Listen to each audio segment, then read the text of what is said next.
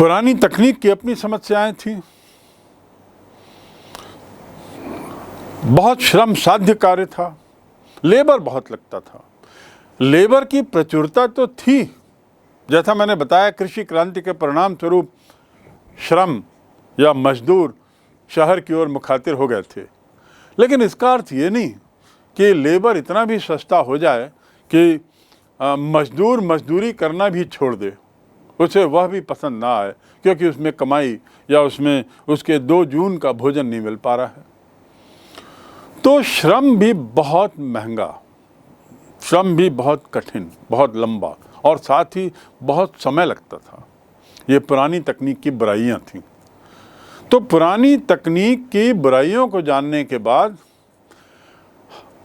हम ये भी जाने कि कताई जो होती थी, बुनाई के बाद कताई, ये कताई का फैक्ट्री उत्पादन और इसकी वृद्धि कैसे की जाए, इसको लेकर बहुत सी खोजें हो रही थी।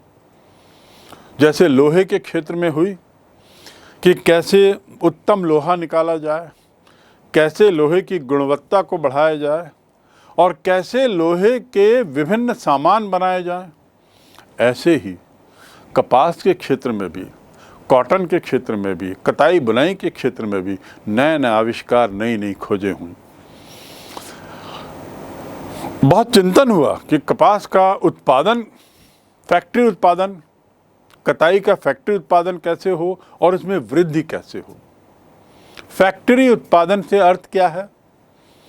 फैक्ट्री उत्पादन से अर्थ ये है कि श्रम कैसे कम से कम किया जाए और उत्पादन की मात्रा कैसे बढ़ाई जाए, प्रतिदिन उत्पादन का दर कैसे बढ़ाया जाए ताकि पर्याप्त मुनाफा हो सके। इस पे काफ़ी खोज, काफ़ी सोच, काफ़ी आविष्कार हुए। उनमें प्रमुख आविष्कारों की ओर अब थोड़ा हम नज़र डालें, जैसे हमने लोहे के संबंध में डाला। सबसे पहला आविष्कार था उड़न तुरी करबा, यानी फ्लाइंग शटल लूम। उसे हम हिंदी में कहते हैं उड़न तुरी करबा या करघा, उड़न तुरी करघा। फ्लाइंग शटल लूम, लूम यानी करघा, जिसका आविष्कार 1733 में जॉन के ने किया। लोहे के मामले में पहला आधुनिक आविष्कार धमन भट्टी के रूप में 1707 में हो गया था। उस हिसाब से देखा जाए तो कपास के क्षेत्र में या कॉटन या सूती वस्त्रों के क्षेत्र में पहला कदम आधुनिकता की ओर 1733 में उड़न तुरी करघा, फ्लाइंग शटल लूम, जॉन के द्वारा। दूसरा है स्पिनिंग जेनी, जो एक तरीके की कताई मशीन है, स्पिन करती है, स्पिनिंग जेनी। जेम्स हारग्रीव के द्वारा की गई ये आविष्कार संभवतः कपास या वस्त्र उद्योग में सबसे महत्वपूर्ण आविष्कार था।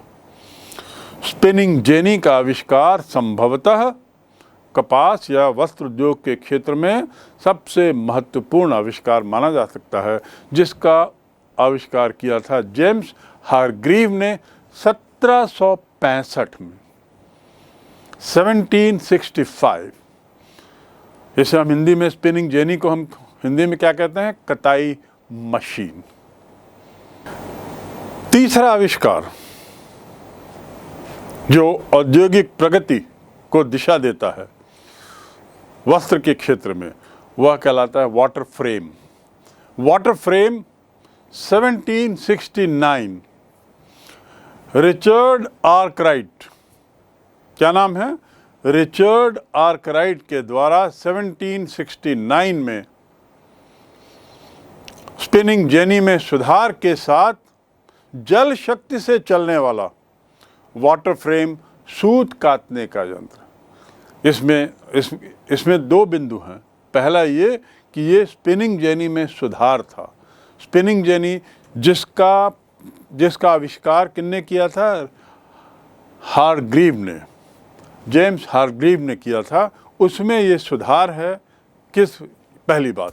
दूसरी बात, सुधार किस रूप में है? जल शक्ति का उपयोग, श्रम के बदले जल शक्ति की मदद से स्पिनिंग का प्रावधान करना।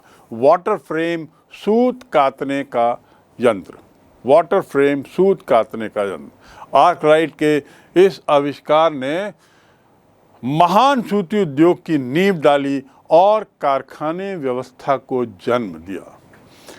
जब लेबर लगता था तो दिक्कत होती थी स्पेस की, दिक्कत होती थी सततता की, स्पिनिंग करने में दिक्कत होती थी लंबे समय तक स्पिनिंग मशीन के चलने की।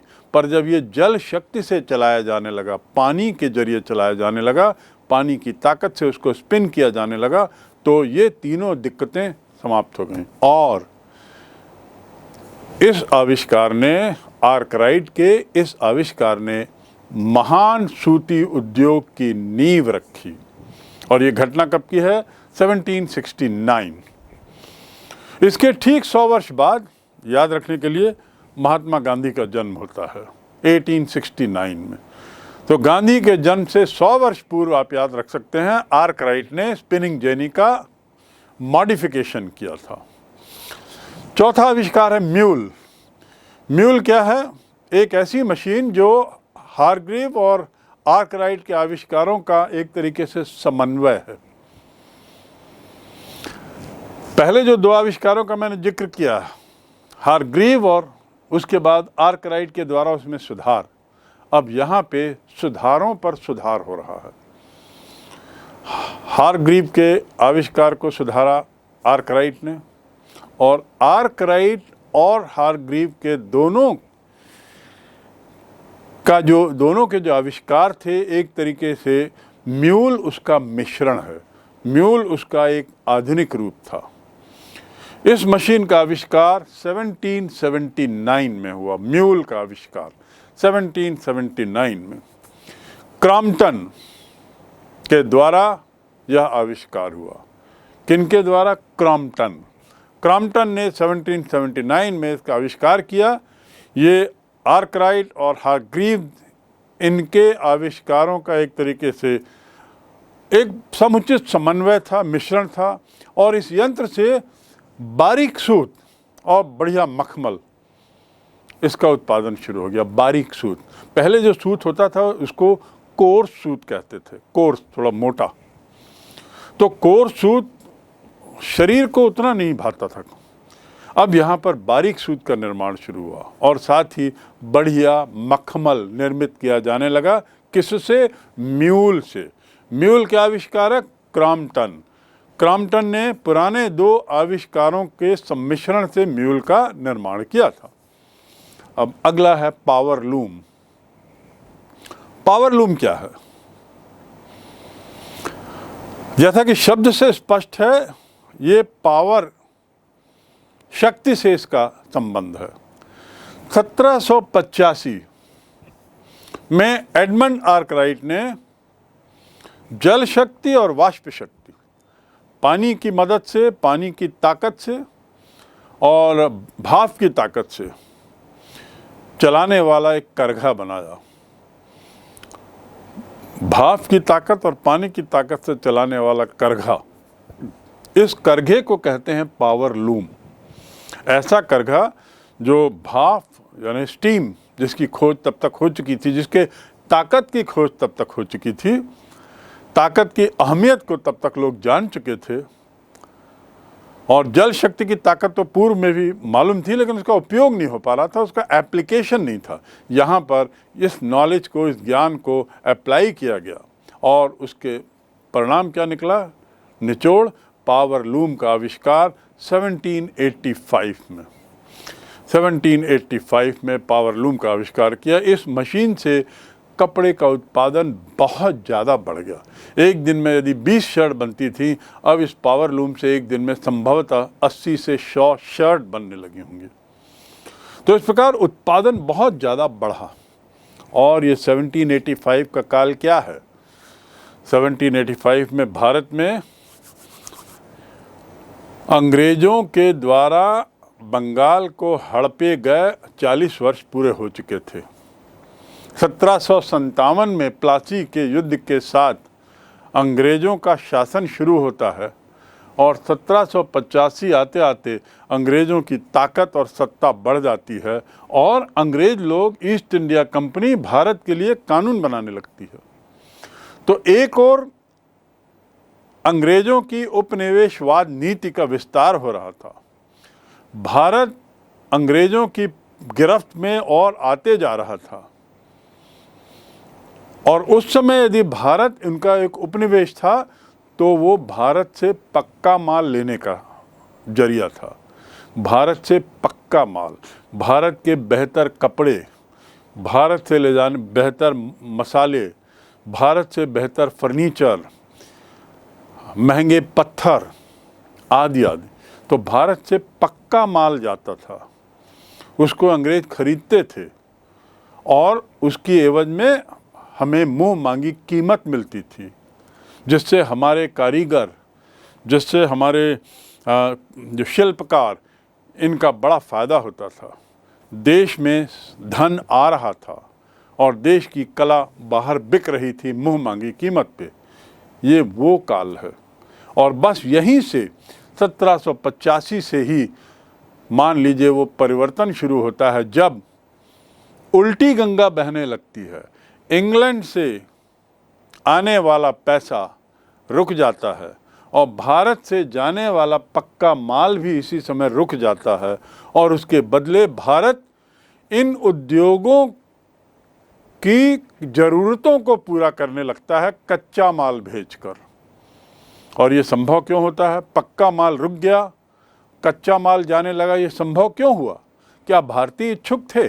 नहीं, क्योंकि तब तक भारत पर अंग्रेज़ों का शासन हो चला था और अंग्रेज़ों के शासन में अंग्रेज भारत पर दबाव बनाकर भारतीय शिल्पकारों पर, कलाकारों पर, कशीदाकारों पर, कारीगरों पर दबाव बनाकर बहुत कम कीमत पे या तो बना हुआ सामान खरीद रहे थे या अपने उद्योगों के लिए रॉ मटेरियल के रूप में कॉटन भेज रहे थे अपने देश। तो ये बड़ा एक ऐसा काल है जिसको आपको अच्छे तरीके से समझना होगा, सही परिप्रेक्ष्य में देखना होगा।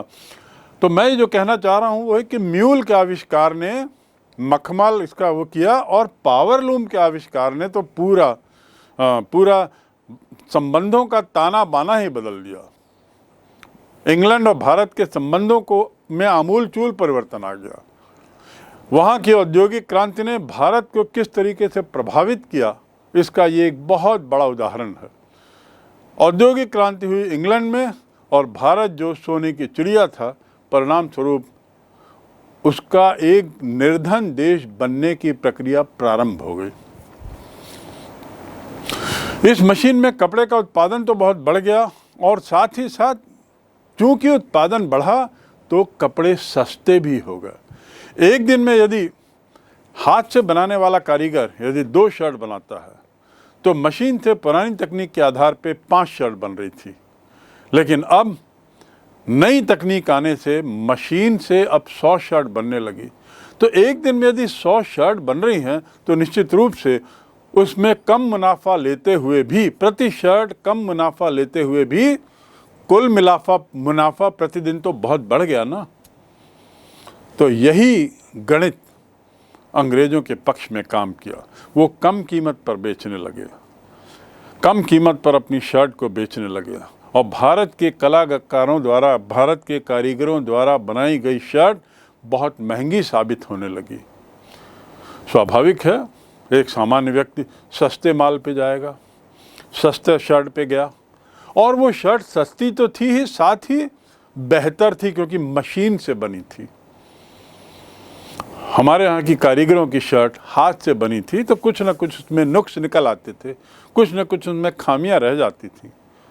तो इस प्रकार कारीगर, भारत का उद्योग, भारत का जो स्वयं का उद्योग था वह बेमौत मारा गया।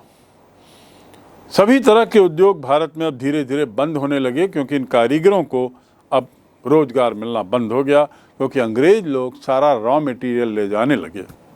सारा रॉ मटेरियल भारत से खरीद कर भी नहीं बल्कि ज़बरदस्ती दबाव बनाकर एक्सपोर्ट करने लगे, क्योंकि अब भारत उनका एक उपनिवेश बन चुका था।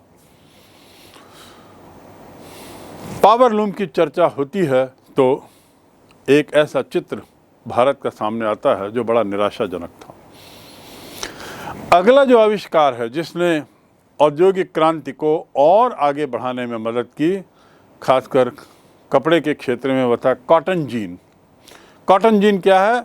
जो 1793 में इसका आविष्कार हुआ, एक अमेरिकी के द्वारा, एली व्हिटनी ने इसका आविष्कार किया। ये मशीन कपास ओटने की मशीन थी, अर्थात कपास से बिनौले को निकालना और बहुत तेज़ी से अलग करना।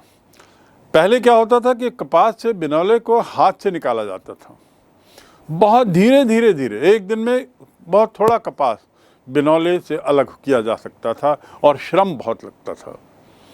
अब यहाँ मशीन आ गई और फिर ऐसी मशीन आई जिसने बिनौले और कपास को अलग करने की प्रक्रिया में बहुत तीव्रता लाई। Separating grain from the chaff, आप सुने होंगे, एक मुहावरा है अंग्रेजी में। इसका अर्थ उपयोगी चीज को अनुपयोगी चीज से अलग करना। Separating grain from the chaff, उपयोगी चीज को अनुपयोगी चीज से अलग कर, विरक्त करना। ये जो मशीन बनी कॉटन जीन, ये वो मशीन थी जो बिनौले को कपास से अलग करने में बहुत काम आई, बहुत तेज़ी से की। और इस मशीन से हाथ की अपेक्षा, ऐसा कहा जाता है, उस काल में 300 गुना ज़्यादा अलग किया जा सकता था। यानी एक दिन में यदि हाथ से 10 बिनौले, तो मशीन से 3000 बिनौले अलग किए जा सकते थे। हाथ से यदि 10, हाथ से 10 तो नहीं होता, हाथ से एक दिन में 100 होता है। तो आप सोचिए इसका 300 गुना कितना है। इतना उत्पादन, इतना उसका सफाई कपास की एक दिन में अब संभव थी। और इस प्रकार उद्योगों को पर्याप्त रॉ मटेरियल, कच्चा माल मिलने लगा। अगला आविष्कार स्वचालित बुनाई यंत्र।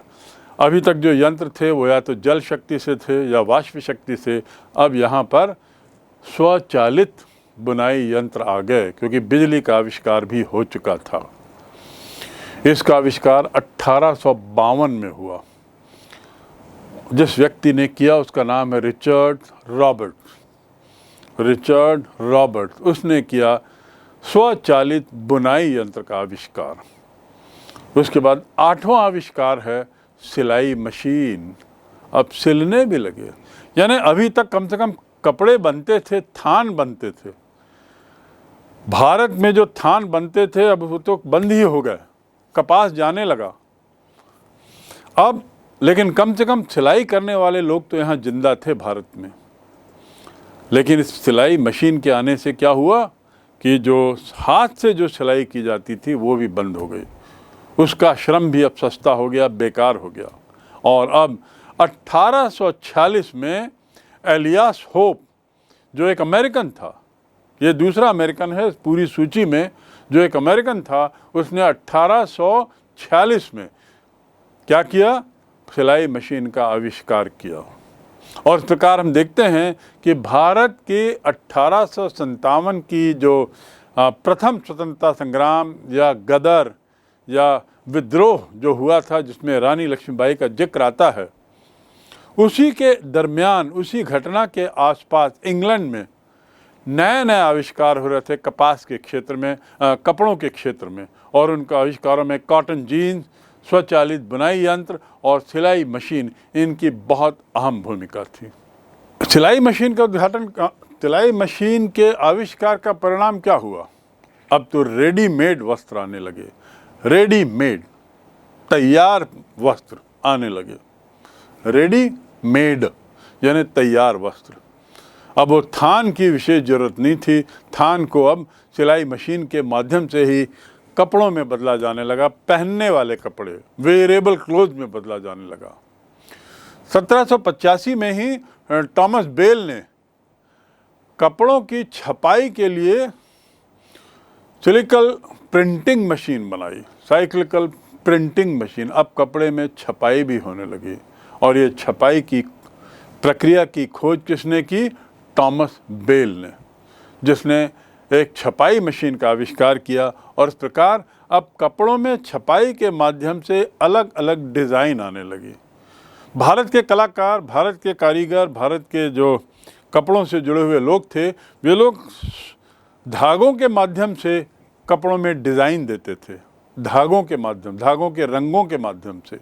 यहाँ पर अब प्रिंट के माध्यम से कपड़ों में डिज़ाइन होने लगी, जो बड़ी सस्ती रही, बड़ी टिकाऊ रही, बड़ी मजबूत रही और उत्पादन में भी बड़ी ज़्यादा रही।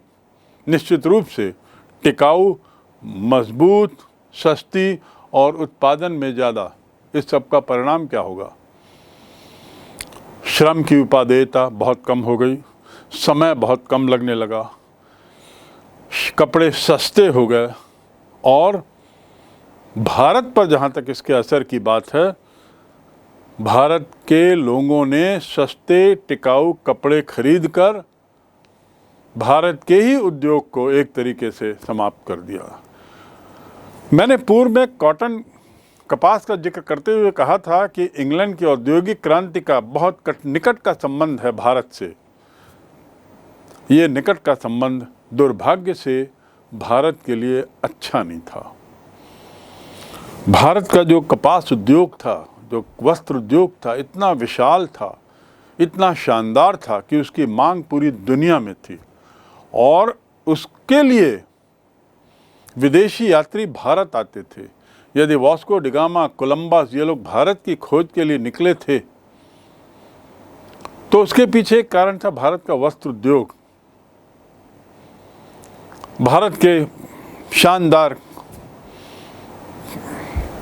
गलीचे, शानदार वस्त्र, मसलिन के सामान, रेशम के सामान, इसको खरीदने के लिए ये लोग इतनी लंबी यात्राएं करते थे। अब ये औद्योगिक क्रांति के परिणाम स्वरूप जो आविष्कार हुए और अंग्रेज़ों ने जो उपनिवेशवाद की नीति अपनाई, जिसमें वहाँ के राजाओं ने, रानियों ने अंग्रेजी व्यापारियों को बहुत मदद की, उससे भारत एक निर्धन देश बनने में बहुत तीव्रता से अग्रसर हो चला। और इसमें भारतीय लोग भी जिम्मेदार थे, जिन्होंने विदेशी सामानों को अपनाया और इस बात की चिंता नहीं की कि इससे भारतीय उद्योग प्रभावित हो रहा है। तो इतिहास से हमें कुछ सीखना भी है। इस कपड़ा उद्योग के माध्यम से आपको ये जानना है कि विदेशी वस्तुओं के भोग से क्या नुकसान फ़ायदे होते हैं। वर्तमान परिप्रेक्ष्य में भी हम बारंबार सुनते हैं कि हमें चीन का सामान नहीं खरीदना चाहिए क्योंकि हमारा काफ़ी पैसा चीन जा रहा है। ऐसे ही उस समय भी ऐसी ज़रूरत थी। एक प्रसिद्ध दो पंक्ति है एक शायर की, पतलून की ताक में लंगोटी भी गई, पतलून की ताक में लंगोटी भी गई, पतलून यानी कोट, डबल रोटी की ताक में रोटी भी गई। मैं फिर से दोहरा दूं, पतलून की ताक में लंगोटी भी गई, डबल रोटी की ताक में रोटी भी गई। परिणाम, भारत सोने की चिड़िया न होकर अब एक निर्धनतम देशों की श्रेणी में आ गया। यहां देखिए, आप एक चित्र देख रहे हैं। यह चित्र है उस पुल का जिसका जिक्र मैंने किया है, जो डर्बी परिवार के तीसरे सदस्य ने जो पुल बनाया था। कोलब्रुक डेल का चित्र, साथ ही धमन भट्टियां और मध्य भाग में आप देखेंगे कि किस प्रकार काठ की भट्टियां हैं। साथ ही कुछ और चीज़ें भी दिख रही हैं। ये सब चित्रकारी के माध्यम से दिखाई गई हैं। इस पूरे दृश्य को आप देखें तो उस समय के आविष्कारों का एक सम्मिश्रण इसमें परिलक्षित है। अब हम लोहा, कोयला और कपास, इसको एक कंबाइंड नज़रिए से देखें। इसका कुल प्रभाव क्या पड़ा होगा और कैसे लोहा, कोयला और कपास इसने औद्योगिक क्रांति में अहम भूमिका निभाई। वो औद्योगिक क्रांति जिसने इंग्लैंड के, उसके बाद यूरोप के और फिर विश्व के आधुनिकीकरण में बहुत अहम भूमिका निभाई। ये सोचते हुए बड़ा हास्यास्पद लगता है कि भारत विश्व के आधुनिकीकरण में काफी कुछ जिम्मेदार रहा है। यदि इस घटनाक्रम को देखें तो आप देखेंगे कि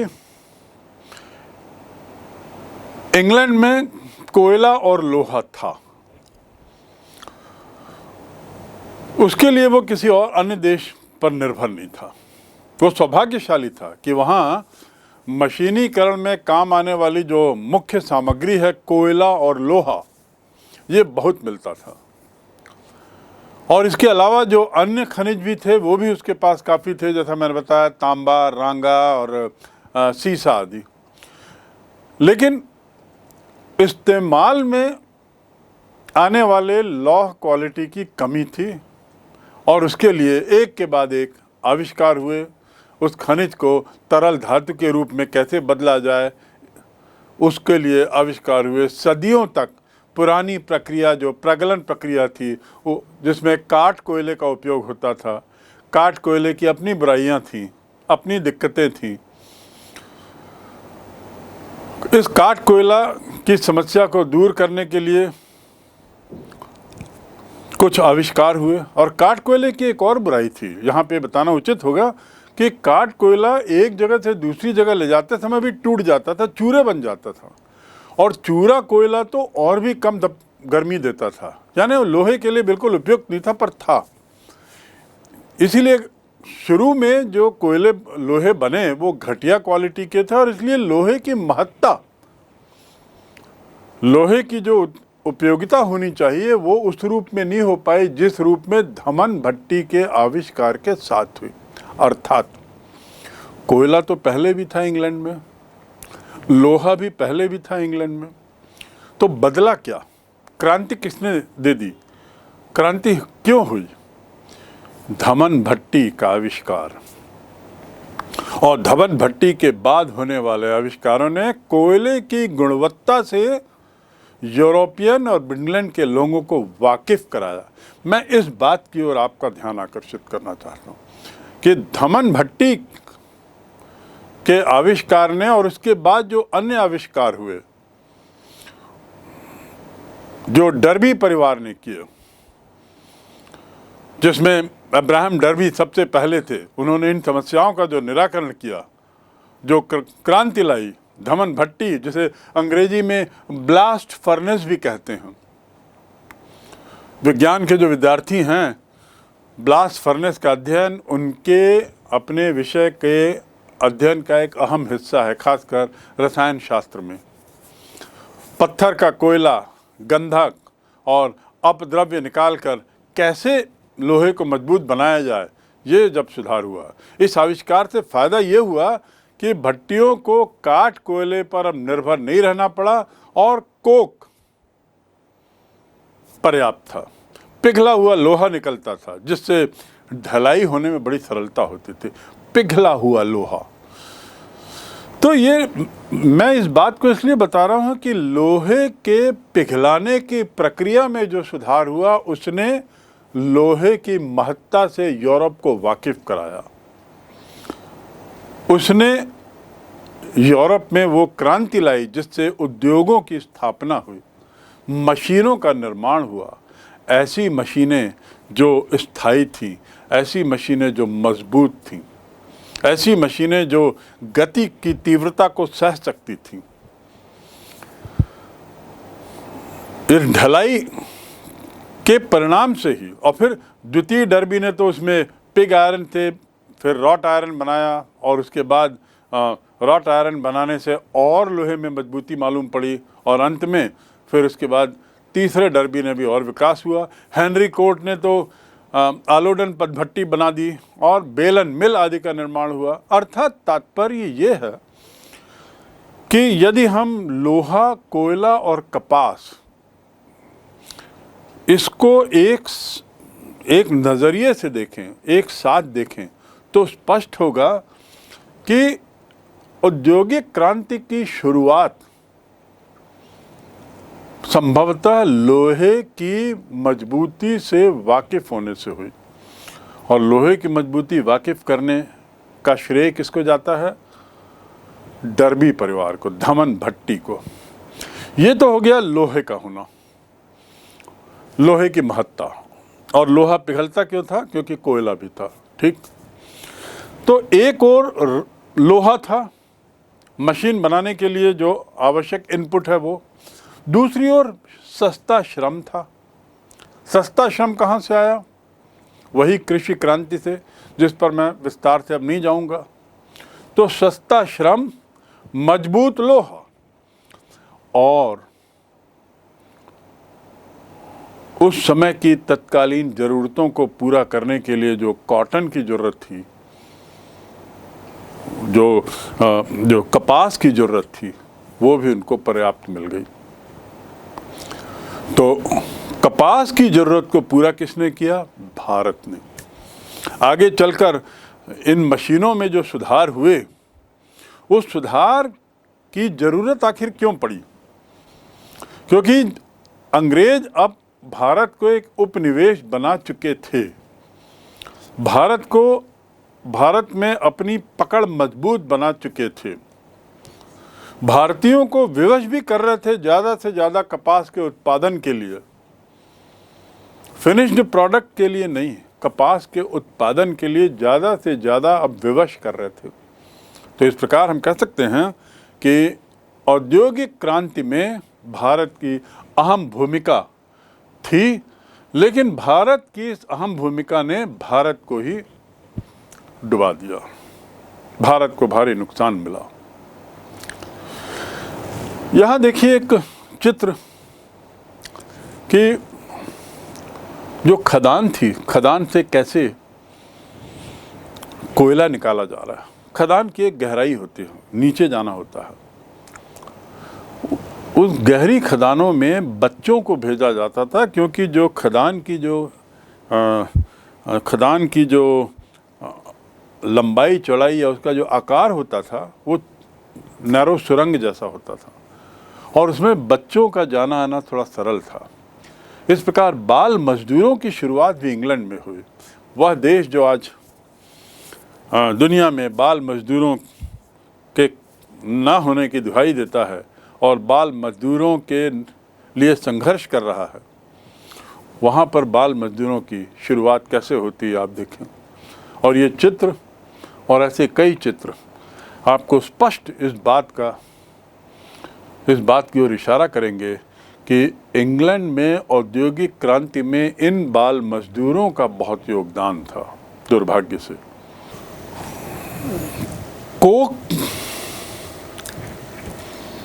कोयला,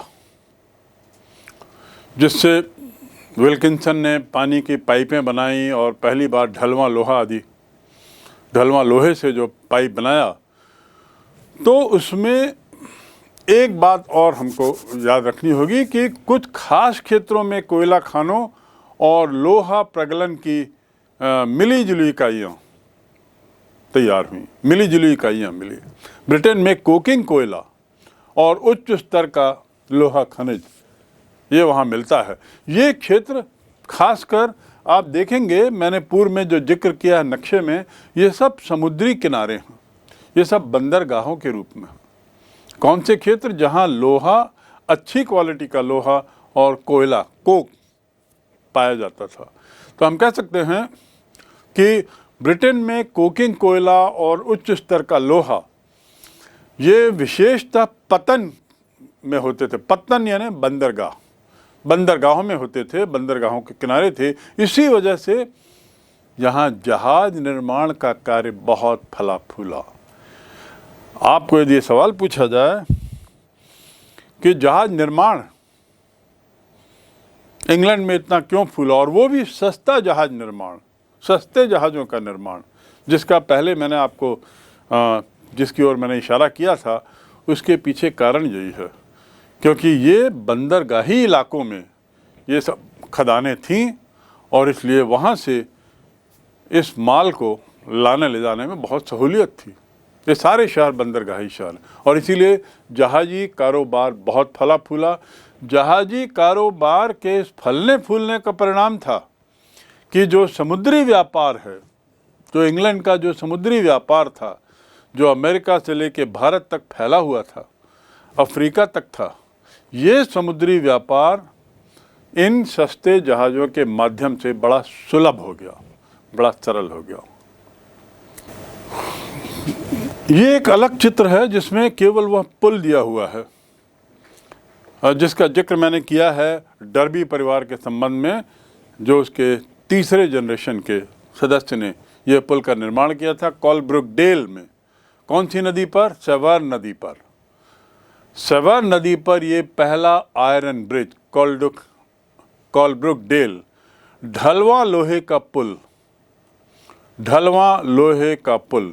ये जो चित्र बना है ये विलियम के द्वारा बनाया गया है 1780 की चित्रकारी। और कल्पना करिए कि इस पुल के बनने पर आवाजाही चाहे जल मार्ग से, चाहे थल मार्ग से, चाहे रेल मार्ग से कितना सरल हो गया होगा। आगे चलकर ये इलाका जो है जिसका आप चित्र देख रहे हैं, ये आयरन ब्रिज नामक गांव के रूप में डेवलप हुआ। आयरन ब्रिज, इस जगह का ही नाम हो गया आयरन ब्रिज। इस नक्शे में अब आप देखिए सूती वस्त्रों के उत्पादन का क्षेत्र। और सूती वस्त्रों के उत्पादन की बात करें तो कुछ शहरों के नाम आते हैं बारंबार जो आज भी उतने ही प्रसिद्ध हैं।